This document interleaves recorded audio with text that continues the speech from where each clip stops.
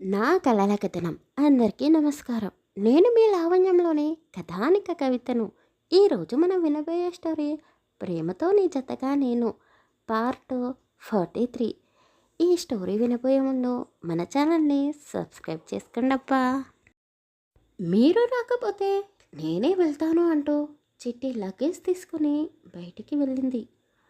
రాహుల్ కొద్దిసేపు ఆలోచన చేసి చిట్టి వెనకాలే ఎయిర్పోర్ట్కి వెళ్ళాడు. అక్కడికి వెళ్ళగానే ఫ్లైట్ అనౌన్స్మెంట్ చేశారు. రాహుల్ చిట్టి ఇద్దరూ ఫ్లైట్ ఎక్కేశారు. రాహుల్ ఆమెపై చాలా కోపంగా ఉన్నాడు. ఆమె వైపు కూడా చూడకుండా ఉన్నాడు. చిట్టి కళ్ళలో కన్నీళ్లను నింపుకొని ఏ విషయం అతనితో చెప్పకుండా సైలెంట్గా కూర్చుంది. అసలు ఏంటి ఈ చిట్టి బాధ? నాతో బాగానే మాట్లాడుతుంది, సరదాగా ఉంటుంది, ప్రేమను కూడా చూపిస్తుంది. కానీ నేను దగ్గరవ్వాలని ప్రయత్నించిన ప్రతిసారి దూరం పెడుతూ వస్తుంది.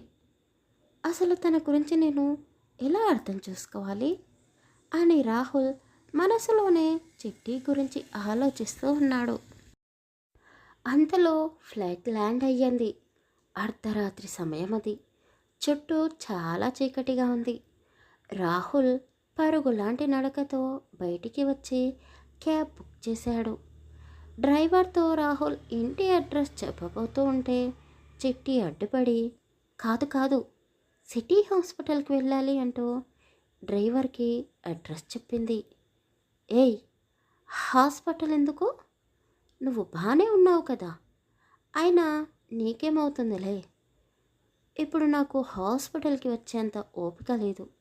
కావాలంటే నన్ను ఇంటి దగ్గర డ్రాప్ చేసి నువ్వు వెళ్ళు అని రాహుల్ చాలా కోపంగా అన్నాడు. డ్రైవర్ అన్న, మీరు హాస్పిటల్కి వెళ్ళండి, చాలా అర్జెంట్ అని చిట్టి అనగానే రాహుల్ సైలెంట్గా కూర్చున్నాడు. చిట్టి కంగారు పడడం చూసి రాహుల్ కూడా కాస్త కంగారు పడుతూ ఉన్నాడు. తనకు నిజంగానే ఏదైనా ఇబ్బంది ఉందా? అక్కడే చెప్పి ఉంటే హాస్పిటల్లో చూపించేవాడిని కదా, ఇంత దూరం రావడం అవసరమా అనుకున్నాడు. వణుకుతున్న ఆమె చేతిని పట్టుకోవాలి అనుకున్నాడు. అప్పుడే డ్రైవర్ కారు ఆపేశాడు. అన్నా, నేను చెప్పిన అడ్రస్కే తీసుకొని వచ్చారు కదా అని చిట్టి డ్రైవర్ని అడిగింది. మేడం, కరెక్ట్ అడ్రస్కే తెచ్చాను అని అతను అనగానే రాహుల్ డ్రైవర్కి డబ్బులు ఇచ్చి ఇద్దరూ కలిసి హాస్పిటల్ లోపలికి వెళ్ళారు. చిట్టి రిసెప్షన్ దగ్గరికి వెళ్ళి డోర్ నెంబర్ అడిగి తెలుసుకుంది. అదంతా వింటున్న రాహుల్, ఓహో, తనకేమీ కాలేదా, హాస్పిటల్లో ఎవరో ఉన్నారు అని అనుకుంటూనే ఆమె వెనకాలే వెళ్ళాడు. డోర్ తెరవగానే లక్ష్మమ్మ గారు ఏడుస్తూ కనిపించారు. బాలాజీ గారు ఆమెని ఓదారుస్తూ ఉన్నారు. చిట్టి వాళ్ళను చూడగానే అమ్మమ్మ గారు అంటూ పరిగెత్తుకుంటూ కళ్ళ నీళ్లతో లక్ష్మమ్మ గారిని హత్తుకుంది. అది చూసి రాహుల్ కంగారు పడుతూ అక్కడే ఆగిపోయి అడుగు ముందుకు వేయలేక ఉన్నాడు. నానమ్మ, తాతయ్య, మీరేంటి ఇక్కడ ఉన్నారు? ఏం జరుగుతుంది అని ఒక్కో పదం ముక్కలు ముక్కలుగా విడగొట్టి వణుకుతున్న గొంతుతో అడిగాడు. రాహుల్, వచ్చావా నాన్న? నీకోసమే ఎదురు చూస్తూ ఉన్నాము. మీ నాన్న, మీ నాన్న అంటూ లక్ష్మమ్మ గారు గట్టిగా ఏడుస్తూ ఉన్నారు. రాహుల్కి ఏమీ అర్థం కావడం లేదు. నాన్న, నాన్నకేమైంది నాన్నమ్మ? మీకు ఫోన్ చేసినప్పుడు బాగానే ఉన్నాడు అని చెప్పారు కదా, ఏమైంది నాన్నకి అని రాహుల్ కన్నీళ్లను ఆపుకుంటూ అడిగాడు. డాక్టర్ గారు అప్పుడే వాళ్ళ వద్దకు వచ్చి, మిస్టర్ రాహుల్ వచ్చారా మీరు? మీకోసమే ఎదురు చూస్తూ ఉన్నాము. ప్లీజ్, ఇది హాస్పిటల్, ఇలా అరవకండి, పక్క వాళ్ళకి డిస్టర్బ్ అవుతుంది, పేషెంట్స్ కూడా చాలామంది ఉన్నారు అని అతను చెప్పగానే చిట్టి లక్ష్మమ్మ గారిని ఏడవనివ్వకుండా ఓదారుస్తూ ఉంది. డాక్టర్ గారు, ఏమైంది మా నాన్నకి, ఎలా ఉన్నాడు ఇప్పుడు అని రాహుల్ డాక్టర్ని అడిగాడు. చూడు రాహుల్, మీ నాన్నని మీరందరూ చాలా బాగా చూసుకున్నారు. అసలు అతను ఎన్ని రోజులు శ్వాస తీసుకుంటూ ఉన్నాడు అంటే అదంతా మీ అందరి వల్లనే. కానీ ఇప్పుడు అతని పరిస్థితి అని చెప్పబోతూ ఆగిపోయాడు. ఏంటి డాక్టర్, మీరు ఏం చెప్పాలనుకుంటున్నారో డైరెక్ట్గా చెప్పండి, ఇలా నాంచకండి అని రాహుల్ ఆవేశంగా అన్నాడు. రాహుల్, ప్లీజ్ మీరు ఆవేశపడకండి, నేను చెప్పేది వినండి. మీ నాన్నగారు చాలా సంవత్సరాల నుండి కదలలేక మంచానికే పరిమితమై ఉన్నారు. అందువల్ల అతని బాడీలో ఉన్న అన్ని పార్ట్స్ పాడైపోయాయి. అతను ఇప్పుడు బ్రతకడం చాలా కష్టం. ఒక్క మాటలో చెప్పాలి అంటే ఏ క్షణంలో ఏం జరుగుతుందో చెప్పలేం. మీరు ఢిల్లీకి వెళ్ళగానే మీ నాన్నమ్మ మమ్మల్ని ఇంటికి పిలిచింది. అతను శ్వాస తీసుకోవడానికి చాలా కష్టంగా మారింది. అందుకే హాస్పిటల్లో చేర్చాము. అలా చేయడం వల్లనే అతని బాడీ గురించి, అతని లోపలి అవయవాల గురించి పూర్తిగా విషయం తెలుసుకున్నాము. ఈ విషయం మీ నాన్నమ్మకు తాతయ్యకు చెప్పాము. కానీ వాళ్ళు నీవు వచ్చేదాకా మీ నాన్నని బ్రతికించాలి అని పట్టుబట్టారు. ఇప్పుడు మీ నాన్నకి ఎన్ని మందులు పెట్టినా ప్రయోజనం లేదు. ఇప్పుడు కూడా మేము ఇస్తున్న ఇంజెక్షన్ డోస్ అతను తట్టుకోలేడు. మళ్ళీ అదే ఇంజెక్షన్ ఇచ్చినా, ఆ ఇంజెక్షన్ ఆపేసినా అతను పూర్తిగా కళ్ళు మూస్తాడు. డాక్టర్ రాహుల్కి వాళ్ళ నాన్న గురించి అర్థమయ్యేలా చెప్పేసరికి అతను అలాగే కుప్పకూలిపోయాడు. అంతలోనే నర్స్ పరిగెత్తుకుంటూ వచ్చి, డాక్టర్ గారు, డాక్టర్ గారు, అదే అక్కడ వింటిలేటర్పై ఉన్న సుందరమూర్తి గారు చనిపోయారు అని చెప్పగానే లక్ష్మమ్మ గారు గుండెలు పగిలేలా ఏడుస్తూ ఉన్నారు. బాలాజీ గారు చిట్టి కూడా బావురుమని కన్నీళ్లు కారుస్తూ ఉన్నారు. కానీ రాహుల్ మాత్రం ఒక్క చుక్క కన్నీళ్లు కూడా బయటకు రానివ్వడం లేదు. డాక్టర్ గారు అతని కళ్ళకు ఉన్న కళ్ళజోడుని తీసి అందరి వైపు చూసి మళ్ళీ అవే కళ్ళజోడుని కళ్ళకి పెట్టుకొని రాహుల్ భుజంపై చెయ్యి వేసి, రాహుల్, మీ నాన్నగారి కళ్ళు ఇంకా బ్రతికే ఉన్నాయి. వాటిని మీరు డొనేట్ చేస్తే ఆ కళ్ళతో ఒక కొత్త జీవితం ఈ లోకాన్ని చూస్తుంది. ఏమంటారు అని డాక్టర్ అడగగానే అతను వాళ్ళ నాన్నగారి కళ్ళను డొనేట్ చేయడానికి ఒప్పుకున్నాడు. రాహుల్ వాళ్ళ నాన్నగారి బాడీని తీసుకొని ఇంటికి చేరుకునేసరికి తెల్లవారిపోయింది. అప్పటికే విషయం తెలిసిన బంధువులందరూ వాళ్ళ ఇల్లు చేరుకున్నారు. ఎంతోమంది వర్కర్స్, తెలిసిన వాళ్ళు, బంధువులతో ఆ వీధి మొత్తం నిండిపోయింది. సుందరమూర్తి గారు చాలా గొప్పవారు. అతను వందల మందిని ఫైర్ యాక్సిడెంట్లో కాపాడి అతని ప్రాణాల మీదకి తెచ్చుకున్నాడు అంటూ అక్కడికి వచ్చిన వాళ్ళందరూ కన్నీళ్లు పెట్టుకున్నారు. కానీ రాహుల్ మాత్రం తండ్రినే చూస్తూ కళ్ళలో నుండి ఒక్క కన్నీటి చుక్కను కూడా తీయలేక ఉన్నాడు. అతను ఎందుకలా ఉన్నాడో చిట్టికి అర్థమైంది. కానీ అతన్ని ఎలా ఏడిపించాలో తెలియడం లేదు. చిట్టి వల్ల ఊరి నుండి నానమ్మ తాతయ్యలతో పాటు కొంతమంది బంధువులు కూడా వచ్చారు. ఆమెకు తన పుట్టింటి వాళ్ళను చూడగానే వాళ్ళ అమ్మా నాన్నలు గుర్తుకు వచ్చారు. అది తలుచుకుంటూ చిట్టి వాళ్ళ నానమ్మను పట్టుకొని ఏడ్చేసింది. సాత్విక రాహుల్ పక్కనే కూర్చొని అతనికి కాఫీ తాగించాలని ప్రయత్నం చేస్తూ ఉంది. సుందరమూర్తి శవాన్ని బయటికి తీసే సమయం రానే వచ్చింది. అప్పుడే అక్కడికి సుమలత, ఆమె భర్త, కొడుకు రుద్ర కలిసి అక్కడికి వచ్చారు. అది చూసి అందరూ సుమలత గురించి గుసగుసగా చెప్పుకుంటూ ఉన్నారు. వారి మాటలు రాహుల్ చెవున పడ్డాయి. సుమలత ఒక పూలమాల తెచ్చి సుందరమూర్తిపై వేసి అతని కాళ్ళు పట్టుకుని కన్నీళ్లు కార్చింది. అది చూసి రాహుల్ భరించలేకపోయాడు. రాహుల్ కోపంలో వారిని ఏమైనా చేస్తాడేమో అని చిట్టి భయపడి సుమలత గారిని పక్కకి తీసుకొని వెళ్ళింది. బాలాజీ గారు రాహుల్ చెయ్యి పట్టుకొని కోపాన్ని కంట్రోల్ చేసుకోమని చెప్పాడు. రాహుల్ వాళ్ళ తండ్రి సుందరమూర్తి గారి దహన సంస్కారాలను పూర్తి చేసుకొని సాయంత్రంలోగా ఇంటికి తిరిగి వచ్చారు. ఆ రోజు ఆ ఇంట్లో వాళ్ళందరికీ చాలా భారంగా గడిచిపోయింది. మరుసటి రోజు దూరపు బంధువులందరూ వెళ్ళిపోయారు. సాత్విక కూడా ఎగ్జామ్స్ ఉన్నాయి అంటూ కాలేజ్కి వెళ్ళిపోయింది.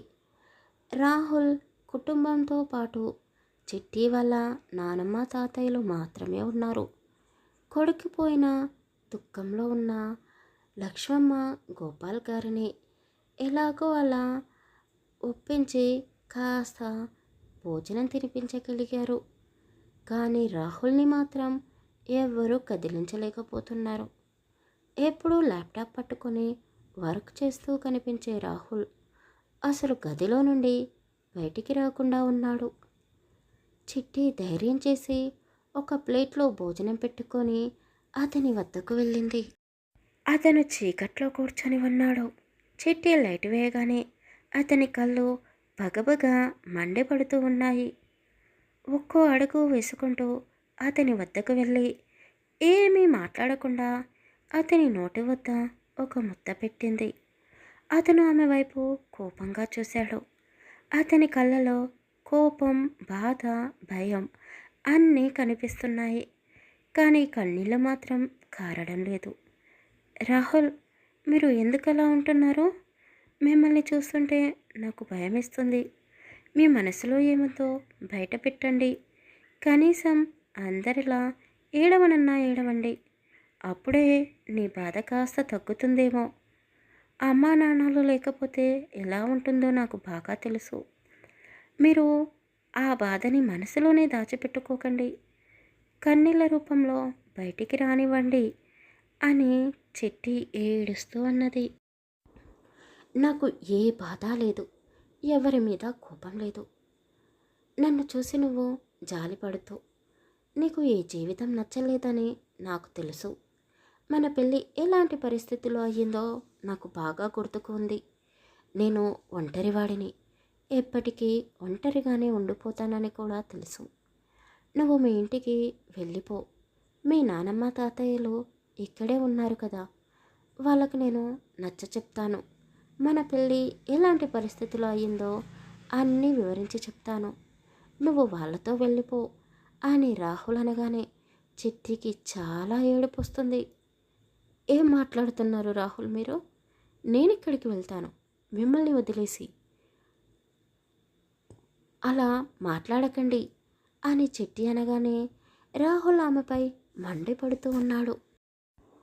చూడు చిట్టి, నీతో వాదించే ఓపిక నా దగ్గర లేదు. ఇది నా ఇల్లు. నాకు నచ్చిన వాళ్ళు మాత్రమే ఇక్కడ ఉండాలి. నువ్వు ఇంట్లో నుండి వెళ్ళక తప్పదు అని రాహుల్ అనగానే చిట్టి కన్నీళ్లను తుడుచుకుంటూ సరే వెళ్తాను, కానీ మామయ్య గారిది 10 రోజుల కార్యక్రమం పూర్తి కాగానే వెళ్ళిపోతాను. మీ కంటికి కనబడకుండా దూరంగా వెళ్ళిపోతాను. అందరినీ దూరం చేసుకొని మీరు మాత్రమే హాయిగా ఉండండి అంటూ చిట్టి కోపంగా అక్కడి నుండి వెళ్ళిపోయింది.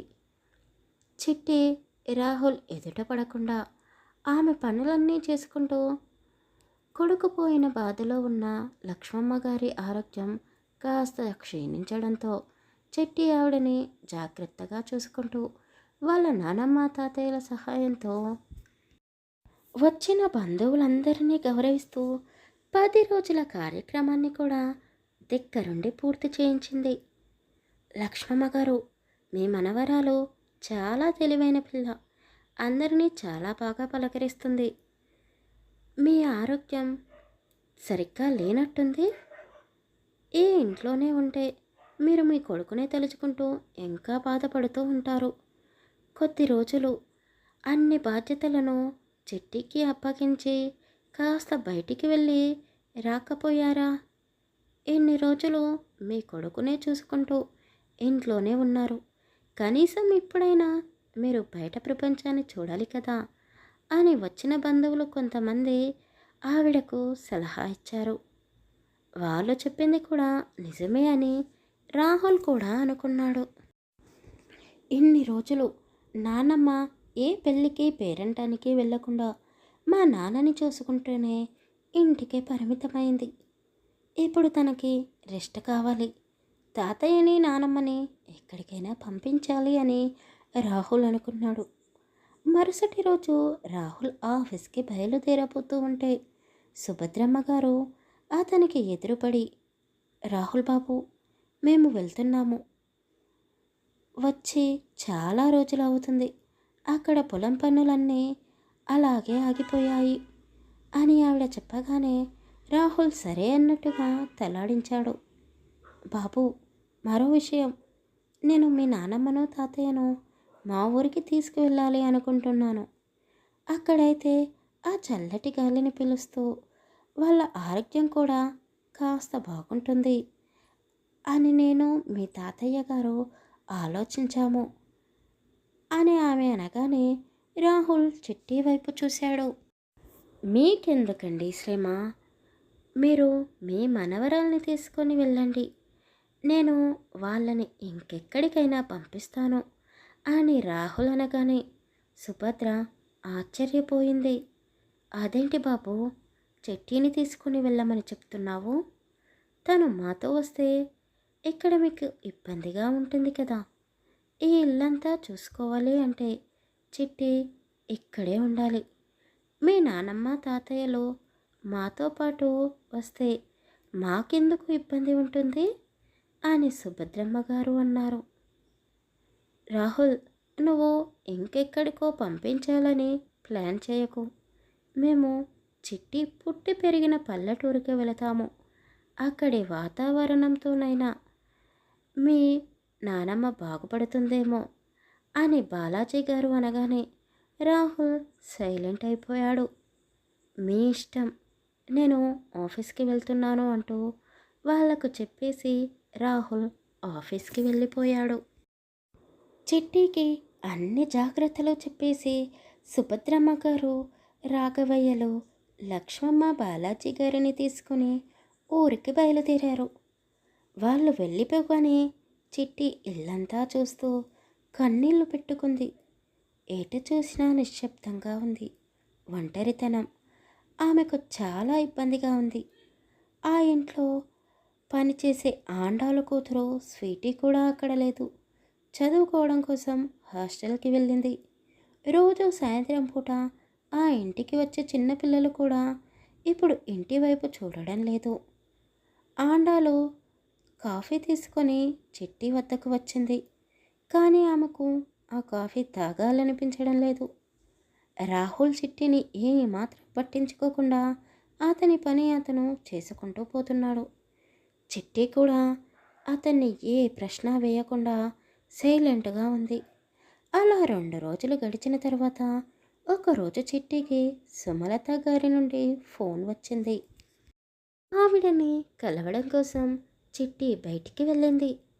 ఒక రెస్టారెంట్లో ఇద్దరు స్నాక్స్ తింటూ మాట్లాడుకుంటూ ఉన్నారు. అదే రెస్టారెంట్కి రాహుల్ క్లయింట్స్తో కలిసి మీటింగ్ కోసమని వచ్చాడు. మీటింగ్ పూర్తి చేసుకొని క్లయింట్స్తో కలిసి తిరిగి వెళ్ళిపోతూ ఉంటే రాహుల్ చిట్టిని సుమలత గారిని చూశాడు. నాకు ఆవిడ అంటే నచ్చదు అని తెలిసినా ఈ చిట్టి ఆవిడతోనే మాట్లాడుతూ ఉంది. ఇప్పుడు ఏకంగా తనతో కలిసి బయట కూడా తిరుగుతుందన్నమాట అని అనుకుంటూనే చిట్టిని కోపంగా చూస్తూ తిరిగి క్లయింట్స్తో కలిసి ఆఫీస్కి వెళ్ళిపోయాడు. సాయంత్రం ఇంటికి రాగానే రాహుల్ చిట్టిని కోపంగా చూస్తూనే తన గదిలోకి వెళ్ళాడు. నైట్ భోజనం చేస్తూ ఉన్న రాహుల్కి ఆండాలు చిట్టి గురించి చెప్పింది. సార్, మీరు పొద్దుననగా వెళ్తున్నారు, తిరిగి సాయంత్రం వస్తున్నారు. అసలు చిట్టమ్మ గారు ఏమీ తినడం లేదు. ఏది చేసి పెట్టినా నాకు వద్దు అంటుంది. చూస్తుంటే ఆవిడకు హెల్త్ బాగాలేనట్టుగా అనిపిస్తుంది. ఒక్కసారి హాస్పిటల్కి చూపించండి అని ఆమె చెప్పగానే రాహుల్ ఆండాలు వైపు సీరియస్గా చూశాడు. ఆవిడ ఇంకేమీ మాట్లాడకుండా అన్నీ సర్ది పెట్టేసి వాళ్ళ రూమ్కి వెళ్ళిపోయింది. చిట్టి గదిలో కిటికీ వద్ద కూర్చొని బాల్కనీలో నుండి బయటికి చూస్తూ ఉంది. లోపలికి వస్తూనే, ఏంటి, ఇంట్లో చేసి పెట్టేది నచ్చడం లేదంట, ఇంట్లో ఏమీ తినడం లేదంట. అవునులే, నీకు నేను అన్నా, నా ఇంట్లో వంట అన్నా నీకు నచ్చదు కదా. నాకు నచ్చని వాళ్ళతో బయటికి వెళ్ళి నవ్వుతూ నీకు నచ్చినవన్నీ తినేసి వస్తున్నావు కదా, ఇక ఇంట్లో ఫుడ్ ఎలా నచ్చుతుందిలే అని రాహుల్ అనగానే చిట్టి వెనక్కి తిరిగి చూసి, అంటే మీరు నన్ను బయట చూశారా ఈరోజు అని అడిగింది. ఈరోజు అని అడుగుతున్నావంటే ఇంకా చాలా రోజులు ఉన్నాయా ఆవిడతో కలిసి తిరిగినవి అని రాహుల్ అన్నాడు. రాహుల్, నేను మీతో ఇదే విషయం చెప్పాలి అనుకుంటున్నాను, కానీ మీరు నా వైపు కూడా చూడకుండా ఉన్నారు. కనీసం నాతో మాట్లాడడానికి కూడా ఇష్టపడడం లేదు. ఇక మీకు ఏం చెప్పాలి? వద్దు, నువ్వు ఏమీ చెప్పనవసరం లేదు, నేను ఏమీ వినదలుచుకోలేదు అని రాహుల్ మొండిగా అన్నాడు. చిట్టి అతని వద్దకు వచ్చి, అయ్యో రాహుల్, అది కాదు, అసలు ఏం జరిగిందో మీకు తెలీదు. మీ అమ్మగారు చాలా మంచివారు. అసలు ఆవిడ మరో పెళ్ళి చేసుకోవడానికి కారణం కూడా ఉంది. అదేమిటో మీకు తెలీదు. అసలు మీకు తెలుసా, మీ నాన్నగారంటే ఆవిడకు ఎంత ప్రేమ ఉందో. మీ నాన్నగారు కూడా మీ అమ్మగారిని అంతకంటే ఎక్కువగా ప్రేమించారు. కానీ విధి వాళ్ళని వేరు చేసింది. అసలు ఆవిడకు మీరంటే ఎంత ప్రేమనో తెలుసా. ఎప్పుడూ మీ గురించే ఆలోచిస్తూ ఉంది. ప్రతి క్షణం మీరు సంతోషంగా ఉండాలని చూస్తుంది అంటూ చిట్టి సుమలత గురించి గొప్పగా చెప్పబోతూ ఉంటే రాహుల్ కోపగించుకున్నాడు. ఏయ్, ఆపుతావా ఇక? నన్ను మా నాన్నను కాదని వదిలేసిపోయిన ఆవిడ గురించి నువ్వు అంత గొప్పగా చెప్తున్నావు. అవునులే, నువ్వు కూడా ఆవిడలాంటి దానివే కదా. ఆవిడ మా నాన్న ప్రేమను అర్థం చేసుకోలేదు, నువ్వు కూడా నన్ను అంటూ రాహుల్ ఆగిపోయాడు. ఆగిపోయావెందుకు రాహుల్? నువ్వు ఏమనాలి అనుకుంటున్నావో అనేసేయ్. నేను నీ ముందే ఉన్నాను కదా. అయినా నీకు నీ గురించి తప్ప ఎదుటి వారి గురించి ఆలోచించే మనసు లేదు, టైం కూడా లేదు. ఒక్క నిమిషం మీ అమ్మ గురించి ఆలోచించి ఉంటే ఆవిడ ఎలాంటిదో నీకు తెలిసి ఉండేది. అంతెందుకు, ఎప్పుడైనా నువ్వు నా గురించి మనసు పెట్టి ఆలోచించావా? ఆ రోజు మనమిద్దరం ఢిల్లీలో ఉన్నప్పుడు మీ నాన్నమ్మ ఏడుస్తూ ఫోన్ చేసింది. మీ నాన్నగారి గురించి మీతో ఏ విషయం చెప్పొద్దు అని చెప్పింది. ఎందుకో తెలుసా, మీరు బాధపడతారు అని. గుండెల్లో అంత భారాన్ని పెట్టుకొని మీ అసహ్యాన్ని కూడా సహించుకుంటూ మీ వెంబడే ఉన్నాను. కానీ మీరేం చేశారు? మీ అమ్మను అర్థం చేసుకోలేదు సరికదా. కనీసం మీ నాన్న చనిపోయిన రోజు కూడా కళ్ళలో నుండి కన్నీటి చుక్క కూడా తీయలేదు. మీకు ప్రేమించడం తెలీదు, మీ బాధని నలుగురితో పంచుకోవడం తెలీదు. మీకు మీరే అన్నట్టుగా ఉంటారు. ఇక మిమ్మల్ని ఎవరు అర్థం చేసుకుంటారు? పోనీలే, చిన్నప్పటి నుండి పెరిగిన వాతావరణం వల్ల ఇలా ఉన్నాడేమో అని నేనే సర్దుకుని మీకు దిక్కరవ్వాలని చూస్తూ ఉన్నాను. కానీ నా దురదృష్టం వల్ల మీకు దగ్గర వచ్చిన ప్రతి క్షణం నాకు ఏదో ఇబ్బంది కలుగుతూనే ఉంది. అది మీరు అపార్థం చేసుకుంటూనే ఉన్నారు అని చిట్టి అనగానే రాహుల్ ఆమెను గట్టిగా వాటేసుకొని, చిట్టి, ఇక ఆపు, నువ్వు అంటుంటే వినలేకపోతున్నాను. చిన్నప్పటి నుండి నేను అమ్మ ప్రేమకు దూరంగా ఉన్నాను. మా నాన్న ప్రేమ ఎలాంటిదో కూడా నాకు గుర్తులేదు. అతని రూపాన్ని నేను మర్చిపోవద్దు అనుకుంటున్నాను. అందుకే నా బాధని కన్నీరుల రూపంలో బయటికి రానివ్వలేదు. నా మనసులోనే దాచుకున్నాను. కానీ ఇప్పుడు నువ్వు అంటున్న ప్రతి మాటకి కన్నీళ్ళు ఆగడం లేదు అంటూ అతను చిట్టిని పట్టుకొని ఏడ్చేశాడు. చిట్టి కూడా అతన్ని దగ్గరికి తీసుకొని ఓదార్చింది. రాహుల్ చిట్టి వడిలో పడుకొని అతని బాధనంతా కన్నీళ్ల రూపంలో కరిగిపోనిస్తూ ఉన్నాడు. చిట్టి రాహుల్ జుట్టు సవరిస్తూ, రాహుల్, నీకు మీ అమ్మ గురించి ఒక విషయం చెప్పాలి అంటూ చిట్టి సుమలత గారి గురించి చెప్పబోతూ ఉంటే రాహుల్ చిట్టి ఒడిలో నుంచి పైకి లేచి ఆమె పెదాలపై అతని చేతిని అడ్డుపెట్టి, వద్దు చిట్టి, నువ్వు ఇంకేమీ మాట్లాడొద్దు. మళ్ళీ మనం ఎవరి గురించో గొడవ పడడం అవసరమా అని అతను ఆమెకు చెప్పేసి అలాగే మంచంపై వాలిపోయాడు. ఇద్దరూ ఒకరి వైపు ఒకరు చూడకుండా అటు తిరిగి పడుకున్నారు. కానీ ఇద్దరికీ నిద్ర పట్టడం లేదు. రాహుల్ చిన్నప్పటి నుండి జరిగిన సంఘటనలు అన్నీ గుర్తు చేసుకుని బాధపడుతూ ఉన్నాడు. రాహుల్ ఇంకా బాధపడుతూనే ఉన్నాడు అని చిట్టికి అర్థమైంది. రాహుల్ అంటూ అతని భుజంపై చెయ్యి వేయగానే రాహుల్ ఆమె వైపుకు తిరిగి చిట్టిని గట్టిగా హత్తుకున్నాడు. ఆమె కూడా అతన్ని కౌగిలితోనే ఓదారుస్తూ ఉంది. ఇద్దరూ అప్పటి వరకు పడిన బాధలన్నీ ఆ కౌగిలితో మర్చిపోవాలి అనుకున్నారు. రాహుల్ మనసులో ఉన్న ప్రేమనంతా చిట్టి ముందు పెట్టాడు. చిట్టి కూడా కళ్ళలో ఉన్న కన్నీళ్లను తుడుచుకొని అతని ప్రేమకు పొంగిపోతూ ఉంది. రాహుల్ ఆమెను ముద్దులతోనే సొంతం చేసుకుంటూ ఉన్నాడు. సడన్గా అతనికి ఏముందో తెలీదు కానీ చిట్టి నుండి దూరం జరిగాడు. ఏమైంది రాహుల్ అంటూ చిట్టి అతని భుజంపై తల పెట్టింది. వద్దు చిట్టి, నువ్వు నాకు కాస్త దూరంగా ఉండు. మళ్ళీ మన మధ్య గొడవలు జరుగుతాయి. ఇది వద్దు, మనం మంచి ఫ్రెండ్స్లా ఉందాం అని అతను అనగానే చిట్టి అతని నోరు మూసేస్తూ, ఏం పర్వాలేదు, గొడవలు వచ్చినా నేనే ముందుగా నీకు సారీ చెప్తాను. నీలో ఉన్న కోపాన్ని, తాపాన్ని, బాధని, ప్రేమని అన్నీ కలిపి నాలో కలిపేసేయి అని చిట్టి అనగానే రాహుల్ చాలా సంతోషపడ్డాడు. నువ్వంటున్నది నిజమేనా అంటూ ఆమెని దగ్గరికి తీసుకున్నాడు. ఆ తర్వాత ఏం జరగబోతుందో తర్వాయి భాగంలో తెలుసుకుందాం.